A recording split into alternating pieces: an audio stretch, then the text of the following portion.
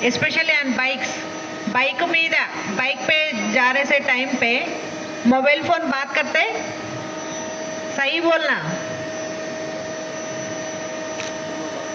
Because of the mobile phones so many have lost their life.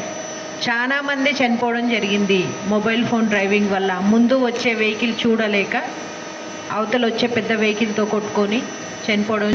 Family please think no any members from the family. So నేను చెప్పేది ఏంటంటే మీకు helmet పెట్టుకోండి, mobile phone మాట్లాడొద్దు, seat belt పెట్టుకోండి. ఇవన్నీ కూడా పోలీసులు వాళ్ళకి ఇప్పుడు కూడా ప్రాపర్గా ఉండదు.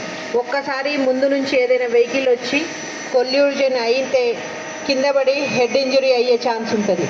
అట్లీస్ట్ ఈ హెల్మెట్ ఉంటే మనకి హెడ్ ఇంజరీ కాదు, అదర్ ఇంజురీస్ క్యూర్ అవుతాయి చాలా ఫాస్ట్గానే. టేకింగ్ అవుతానా? సో హెల్మెట్స్ మాత్రం టూ వీలర్స్ ఎవరైతే డ్రైవ్ చేస్తారో వాళ్ళు ఖచ్చితంగా హెల్మెట్స్ పెట్టుకోవాలి. వైల్ డ్రైవింగ్ మొబైల్ ఫోన్స్ ఎట్టి పరిస్థితుల్లో యూజ్ చేయకండి. అండ్ ఫోర్ వీలర్స్, నేను ఆల్రెడీ కార్లో ఉన్నాను కదా అనే ధీమాలో ఉంటాం. సీటు బెల్ట్ పెట్టుకోక ఎంతమంది చనిపోయారో లాస్ట్ 1.5 ఇయర్లో ఈ హైవేస్ మీద నేను చూశాను ప్రత్యక్షంగా. నిన్న చూసాము మూసాపేట దగ్గర ఒక యాక్సిడెంట్. ఆల్రెడీ ఒక వెహికల్ స్టేషన్గా ఉంది, బొలెరో చాలా ఫాస్ట్గా వచ్చింది.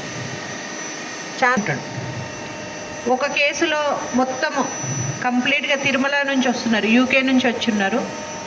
ఎంత స్పీడ్లో వచ్చారంటే ఒక లాంగ్ వెహికల్ కిందికి వెళ్ళిపోయింది, మొత్తం ఫస్ట్ టైర్స్ కిందికి వెళ్ళిపోయింది వెహికల్. అంటే ఎంత స్పీడ్లో వచ్చి ఉంటారు? ఒక్కటే నిమిషం కదా మనం స్లో చేసుకుంటే. ఒక్క నిమిషంలో మనమేం బిల్డింగ్స్ కట్టాము, అంబానీలము అయిపోము. ఆ ఒక్క సెకండ్ మనకు ఓపిక అనేది ఉండాలి, ఆ పేషెన్స్ అనేది ఉండాలి. రీసెంట్గా ఒక 70 years old, actually 70 years old అతను డ్రైవ్ చేయాల్సిన అవసరం ఉందా? స్టీరింగ్ మీద కంట్రోల్ తప్పిపోయింది, లక్కీగా బతికారు. లారీ కొంచెం ముందుకి లాక్కొని వచ్చింది కారు కంప్లీట్గా. సో స్పీడ్ ఎంజాయబుల్గానే ఉంటుంది, కానీ ప్రాణం పోతే మళ్ళీ రాదు. మన ఫ్యామిలీ మెంబర్స్ అందరూ మన కోసం ఎదురు చూస్తుంటారు, మన మీద డిపెండ్ అయ్యే వాళ్ళు చాలామంది ఉంటారు. సో 4 వీలర్ అయినా సరే ఖచ్చితంగా సీట్ బెల్ట్ పెట్టుకోవడము, ప్రాపర్